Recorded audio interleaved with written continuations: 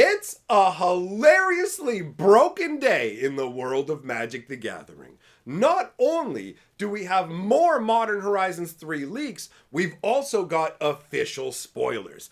There's insane busted Eldrazi. We've got a nutty enchantment that literally lets you start your turn over every turn. And on top of that, Wizards made a hilarious screw up during their reveal stream. Magic. I am a wizard! History. I'm an old wizard! The Magic Historian. My bones hurt. Greetings,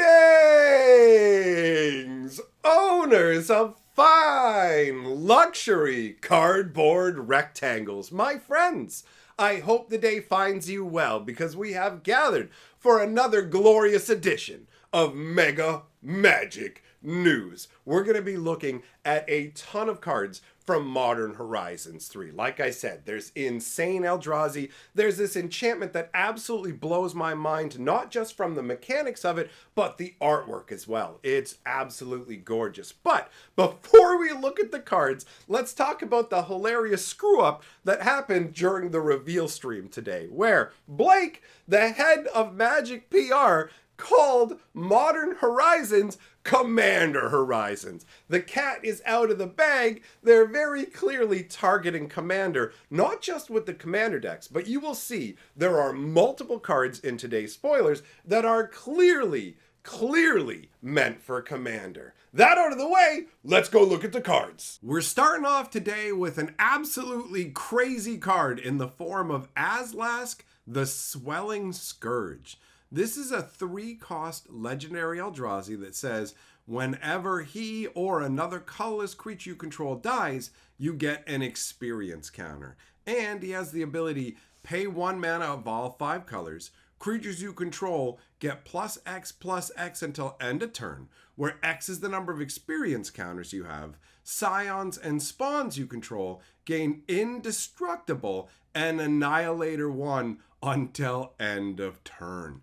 That last part is absolutely insane to me. You not only get to boost all of your creatures, but you make your little donkey, scion, and spawn tokens that normally wouldn't make that much of a difference into bigger, beefier boys, but add on Annihilator 1 and indestructible to them. So you can swing with all these little cheese boys that you've made, and each one you swing with, your opponent's going to have to sacrifice a permanent to. If you've never faced off against Annihilator, let me tell you, from the original days of the Eldrazi, Annihilator is insane and obnoxious. This thing feels like it can quickly get out of control, because when you look at it, it's any colorless creature you control dying gives you an experience counter, which means all your little Eldrazi sack tokens, each one will boost up your experience. And this can also be combined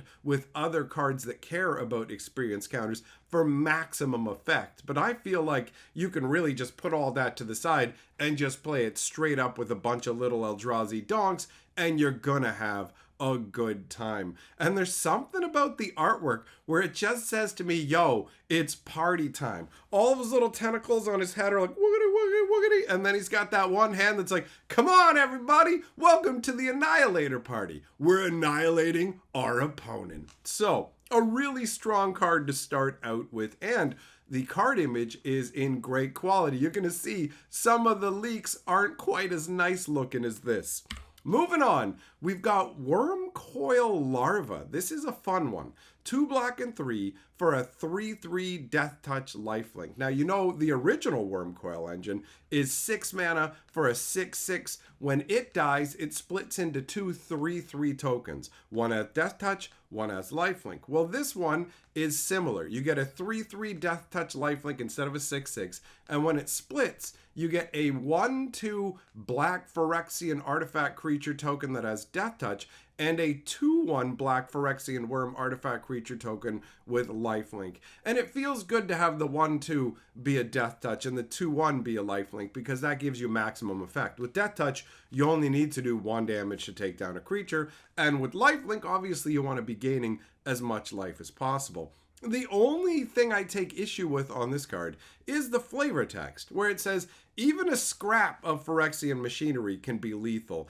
Looking at the artwork, that's not a scrap, bro. That's a full-on worm coil. Like, look at it. It is also weird that regular worm coils are 6 mana and give you a 6/6, and this is 5 mana for a 3/3, right? Ultimately, this card isn't enough to move the needle in terms of powerhouse modern decks. It's just going to be filler for limited style environments, but it is going to be fun for people who like to generate a bunch of artifact creatures, tokens, or just like the idea of the larvas that lead up to the worm coil. It does feel a little bit strange that the casting cost is just 5 mana for a 3/3, but ultimately not too shabby a card. And look at the dude standing there on the bank of this ooze swamp, whatever it is. He's like, yeah, choke it out. It kind of makes me think of somebody watching a wrestling match, right? Where you got the worm coil larva and it's literally crushing up some random beast while this guy goes, get him, Billy! Because that's the worm coil larva's name in this case. His name is Billy. Moving on, we've got Flare of Duplication. So this is the entire cycle now that's been revealed of all the sack to cast for free spells. 2 red and 1 for an instant. You can sack a non-token red creature rather than pay its casting cost. And you get to copy target instant or sorcery spell. You may choose new targets for the copy. This feels really, really solid. I mean, red really comes swinging out the gates hardcore and has a lot of expendable troops, right? A lot of their little, who cares, throw them all into the fire, just run at your opponent. So the fact that you can use this to cheaply copy something and slam again with a burn spell, yo, are you doing a 3 damage burn spell? Sack a creature, let's make it 6 damage straight to the dome. So after you've rushed in with a bunch of little dudes, you can use this to help finish off your opponent. But on the other side of the coin, it can totally be used to hose your opponent by copying what they have going on. You can use it to copy their big crazy spells, or you can use it, let's say you're playing something and your opponent goes to counter it. You can just be like, okay, I'll sacrifice a guy to copy your counterspell, targeting your counterspell. So boom, all of a sudden my counterspell goes off first, countering your counter, and my original spell goes through. This feels like it has a lot of versatility. Making a copy spell into a free cast is absolutely nuts. The flavor text says decent, but let me show you what mastery looks like. Snaps his finger, one of his followers, one of his little goblins or something, all of a sudden its essence is being torn out of its body and converted into pure mana that is then copying another spell. The artwork on this card is incredible. You can see this mage, you've got this fiery whirlwind around her that's literally being birthed from her body as it bursts open. This is such cool artwork, and it really does fit the flavor of the concept as well. Somebody being consumed and turned into mana to copy another spell. That is awesome. Then we've got Arna Kennerid Sky Captain. 1 black, 1 blue, 1 white, and 2 for a 4/4 flyer with lifelink. It's got ward, discard a card, so your opponent can't even target it unless they pitch a card from their hand, which is a very strong ward ability. Things like paying life or other sacrifices like a permanent or mana don't feel nearly as big as pitching a card. Yeah, sometimes you're just going to have extra lands to get rid of, but seriously, stealing cards from your opponent's hand through ward discards is very, very strong. And the card says, whenever a modified creature you control attacks, so modified creatures are creatures that either have an aura on them, have equipment attached to them, or have a counter on them. So whenever a modified creature you control attacks, double the number of each kind of counter on it. Then for each non-token permanent attached to it, create a token that's a copy of that permanent attached to that creature. So it literally copies any enchantments or equipment. It literally copies equipment. This is super, super bonkers. This clearly feels to me like a, yo, let's play Commander style card. This doesn't look to me like something that's going to tear it up in Modern. I could be wrong. 5 mana for a 4/4 flyer with lifelink that is hard to target and also will double your counters and the stuff you have attached. But ultimately, this feels to me like it ties into the whole Commander Horizons concept that I mentioned at the beginning of the video. Solid card though. Like, this is super exciting. There's something about the artwork. Like, Arna looks intense with that crazy spectral spear standing in front there. Whoa, you're gonna get some. But the bird, the bird behind Arna with the weird little goofy helmet. There's something about the helmet and the look. It's like, yeah, get him, Arna. Poke him with your spear. It's just, there's just something about it that makes me laugh. I do like the fact that it feels like the bird has just landed. Arna's hopped off. You can see the dust that's rising up, and then spectral spear action. Ultimately, a pretty interesting card. Moving on, we've got Genku Future Shaper. Genku's gonna shape your future into a bad one. 1 blue, 1 white, and 2 for a legendary Moonfolk Wizard. 2/5. Whenever another non-token permanent you control leaves the battlefield, choose one that hasn't been chosen this turn. Create a creature token with those characteristics. So you either get to make a 2/2 white fox that has vigilance, a 1/2 blue moonfolk creature with flying, or a 1/1 black rat with lifelink.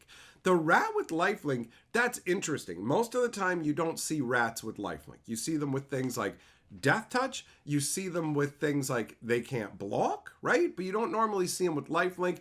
Most of the time, we get that coming from white. So this is an interesting departure in that way.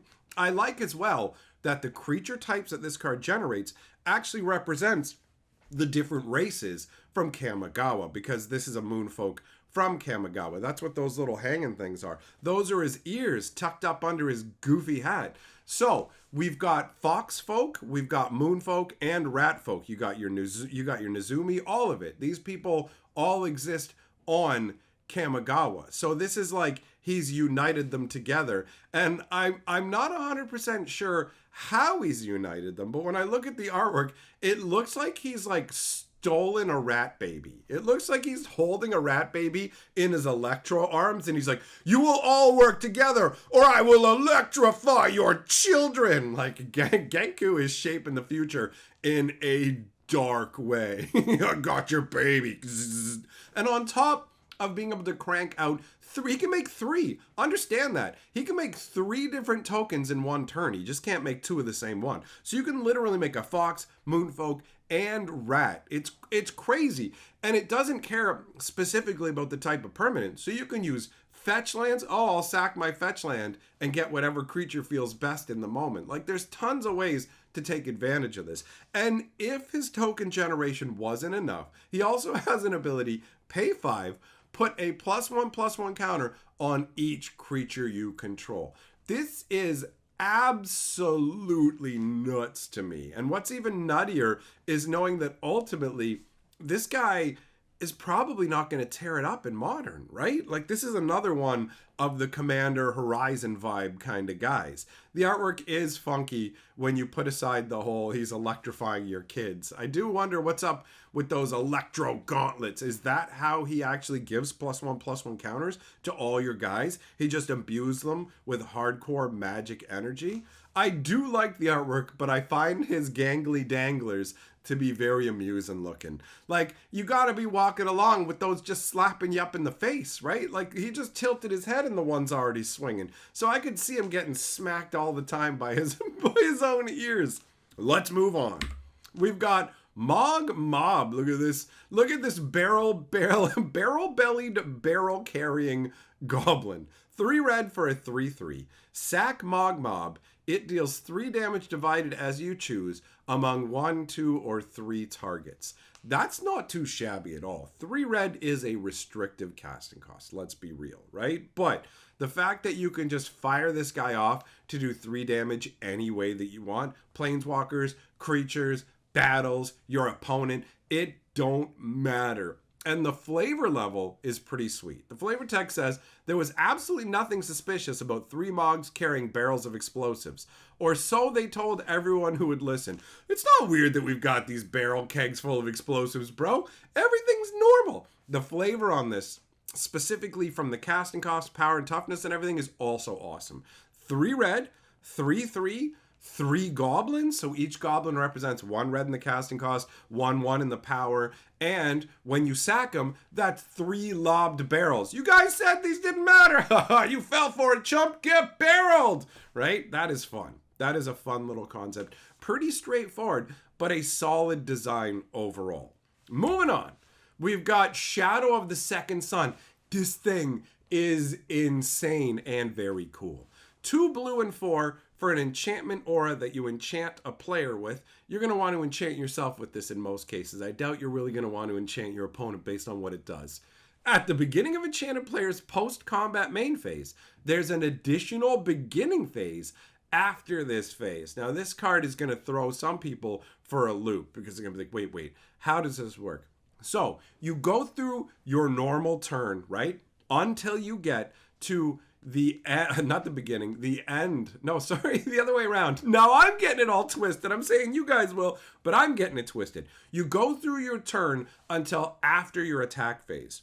At the start of the main phase, after your attack phase, then you have a beginning phase. So you get an untap, upkeep, and draw steps. So you go, okay, I'm going after my combat, I go into my post-combat main phase, and then you get to untap all your stuff, you get an additional upkeep, and then you get to draw a card. Then you would continue on with your post-combat main phase, and then after that, it just goes into your end. Unless this card has some weird, crazy ruling, whereby having the additional beginning phase, it just kind of gets rid of the actual post-combat main phase. But that's not how it reads to me, and that's not my understanding of the rules. So when you get to your second main phase, then you get to untap again, you get to draw again, and you have another upkeep to have all of your upkeep effects go off, which is pretty crazy. There's another card out there,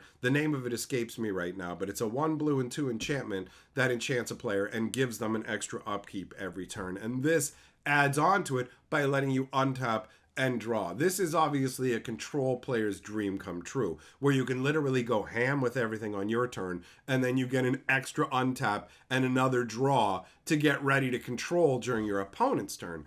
Also, the artwork from this totally has like a feeling of old school Magic. It's just the artwork has a great vibe. You have this woman doing an intense ritual that controls time in a way. It pulls on the essence of the second sun. So this is a nod to the world of Amonkhet, where they have the different suns, and that basically shapes their religious rituals. Actually, Amonkhet has one of the coolest storylines in recent Magic times. What Nicol Bolas did there, subverting their gods and their entire religious structure to essentially turn them into a gigantic soldier factory, was really, really cool. And so is this card.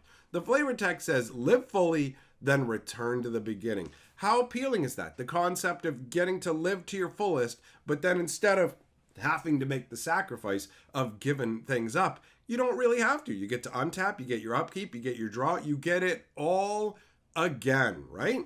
So, actually, wait, the reminder text says the end step happens after the added untap, upkeep, and draw steps.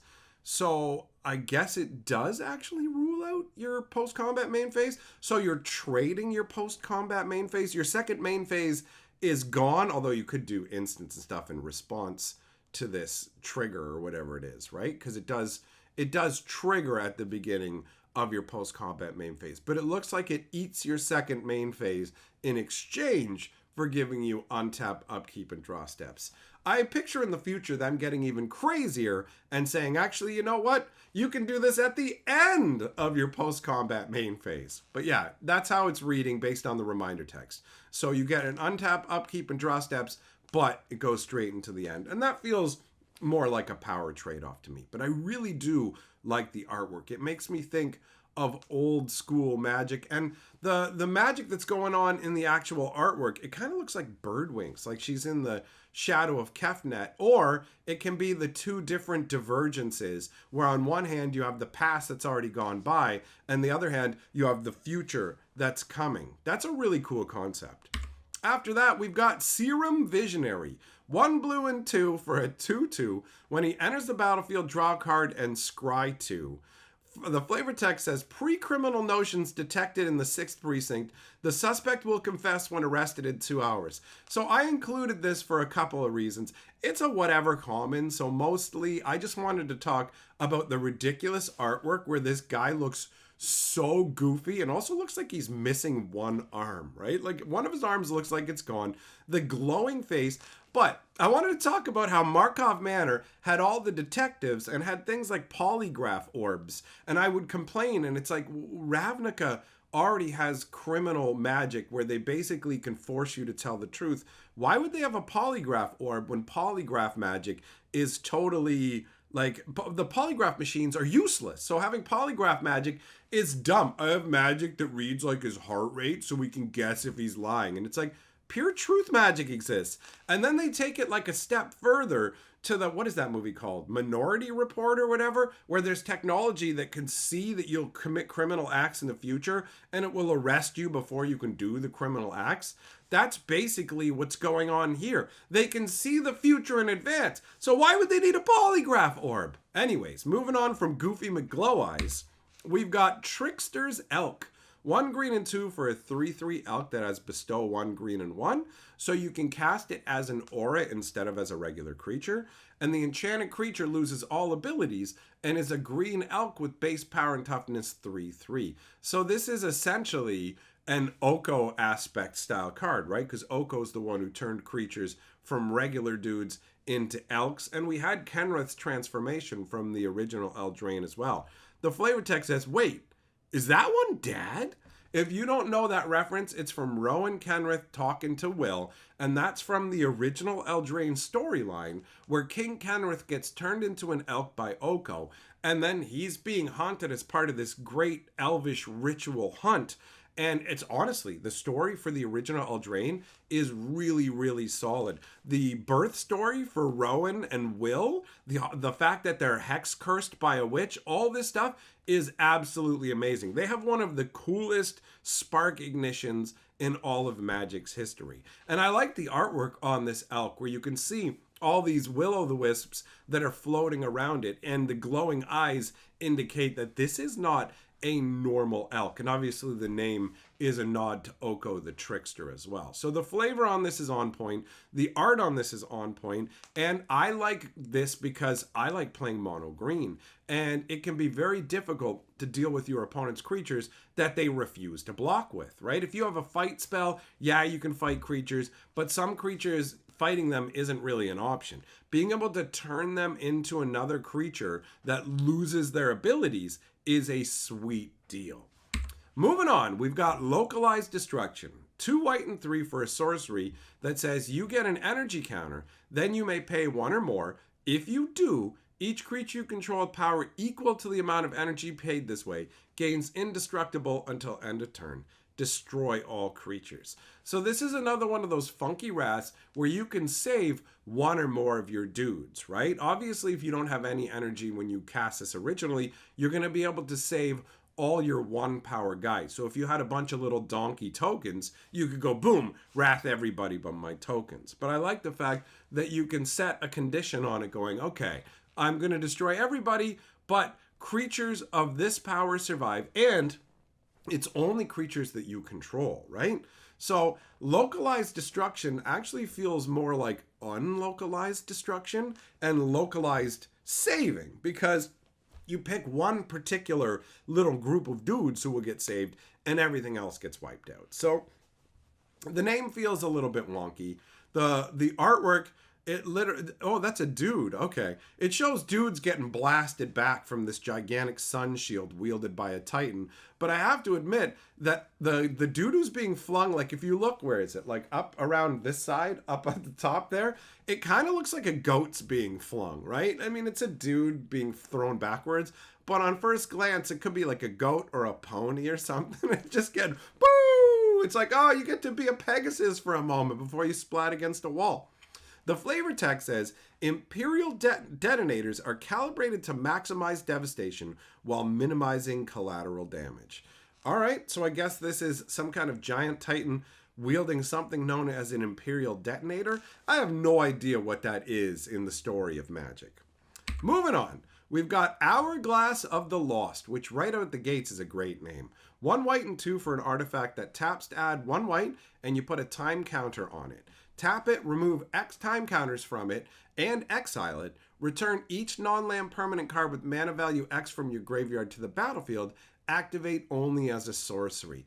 This is awesome. It's a mana rock, obviously keyed specifically to white, that you can build up and then use for massive return of stuff from your graveyard. Yeah, admittedly, you can just use it to return one thing that's important, but you can get multiple cards, right? Like, it's specifically mana value X, not X and less. So you can't just beef it up and then bring everything back. You have to be targeted with it. But conceptually, as a magical object, I really, really enjoy this. The idea of creating an hourglass that you can use to reverse time specifically, and it takes time to build up. It all ties together so well. And I enjoy the artwork too, where to me, it looks like the hourglass is actually being used to restore the lands here. Like if you look in the background, it's got this purple corrupted kind of look to it, but in the foreground, we have regular peaceful nature, like a nice little pasture. And you can see the hourglass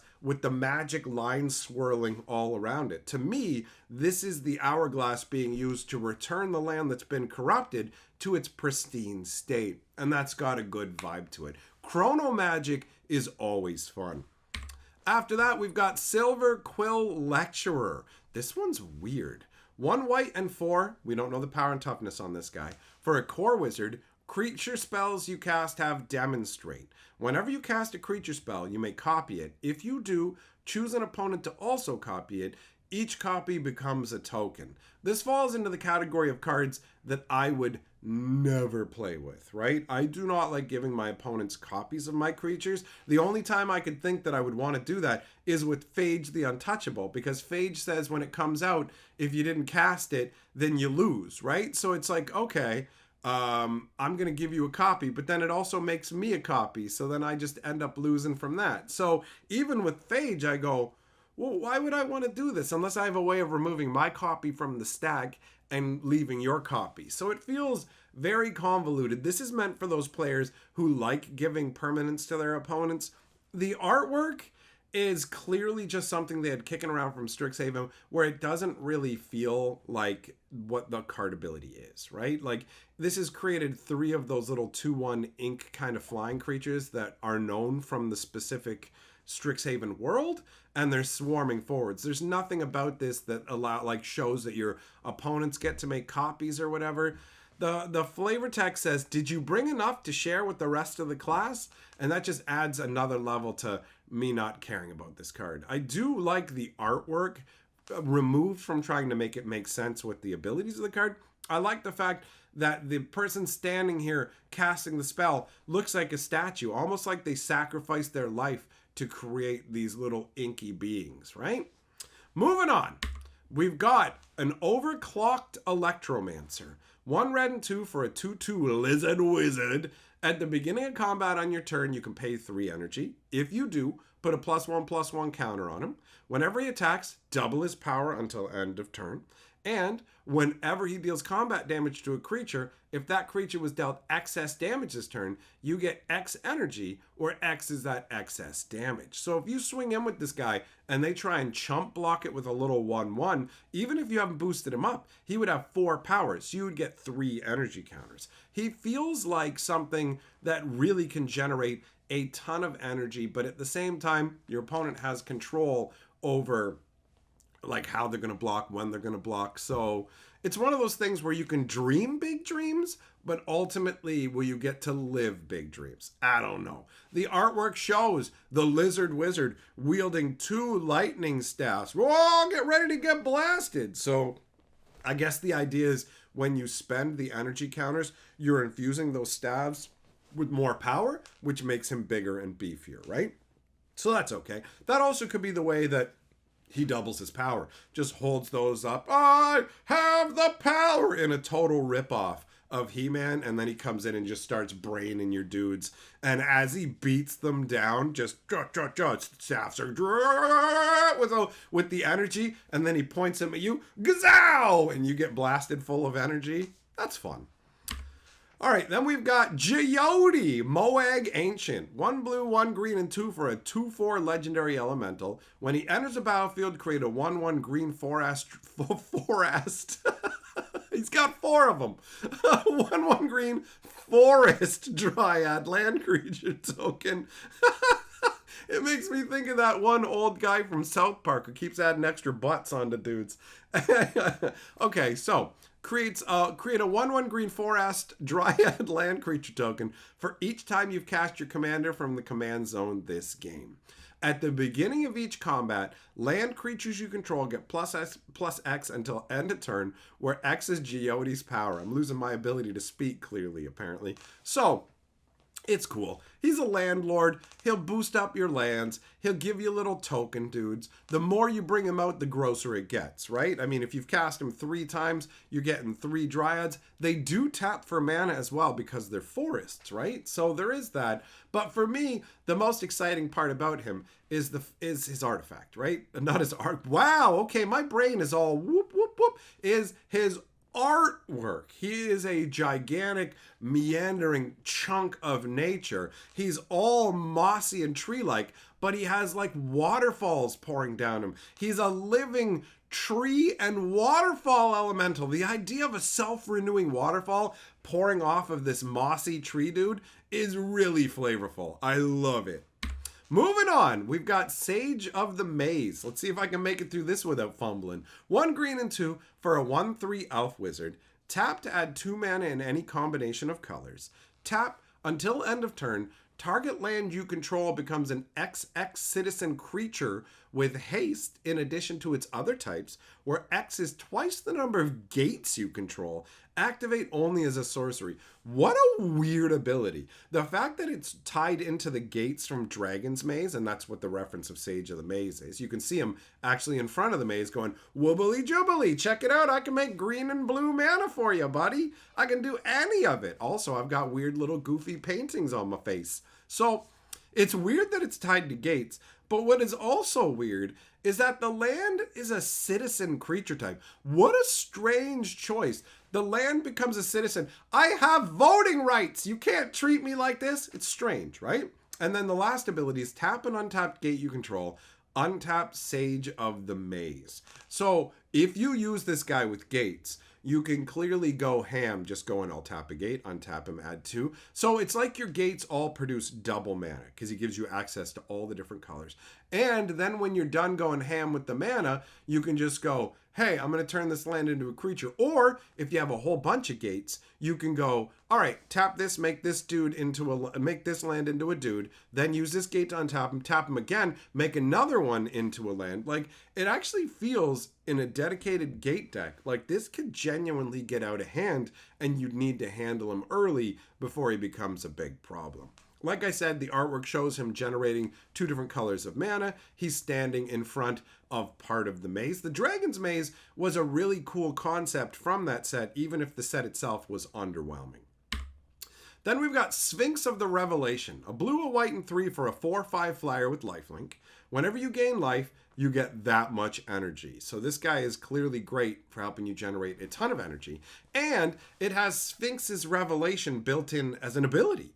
2 blue, 1 white, and tap it. Pay X energy, draw X cards. I mean, Sphinx's Revelation lets you draw cards and gain life, so the life link is representing that. But overall, this is pretty solid. You swing in with this dude, hit for 4, gain 4 life, get 4 energy, then you can pay 3 mana and 4 energy to draw 4 cards, because you don't have to spend X mana on top of that, right? It's just energy counters.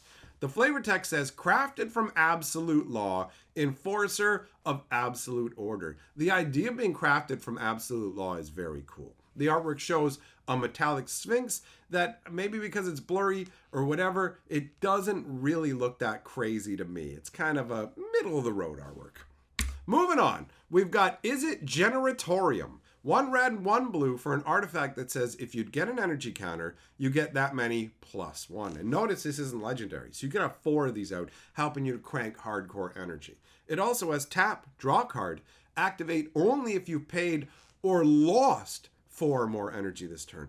The lost part of it is incredibly interesting to me, because how do you lose energy counters, right? And then I think back to there's that one card, the black sorcery that we saw, where you can make your opponent lose the counters that they have. So there are very, very few ways to lose energy counters. Does Solidarity remove the counters from you as well, or just stop you from getting new counters? Either way, there's only at most a handful of ways to lose energy, but it's a very interesting concept. So you can only draw the card if you've paid or lost the energy, and I'm guessing almost always you're only going to use it when you've actually spent the energy yourself. But combined with the Sphinx that we just saw, you can just add extra card drawing on and it churns extra energy for you.